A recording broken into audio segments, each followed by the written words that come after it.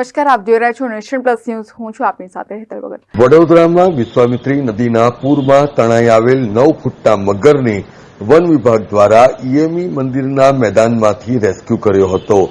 અત્રે ઉલ્લેખનીય છે કે વડોદરામાં વિશ્વામિત્રી નદીના પાણી પૂર સ્વરૂપે સમગ્ર શહેરને ધમરોડી રહ્યા હતા. આ પૂરના પાણી ઓસરી ગયા બાદ હવે મગરો પણ રહેણાંક વિસ્તારમાં દેખાઈ રહ્યા છે. વન વિભાગ તેમજ અન્ય સંસ્થાઓના કર્મચારીઓ પણ મગરોનો સતત રેસ્ક્યુ કરીને તેમને વિશ્વામિત્રી નદીમાં છોડી રહ્યા છે.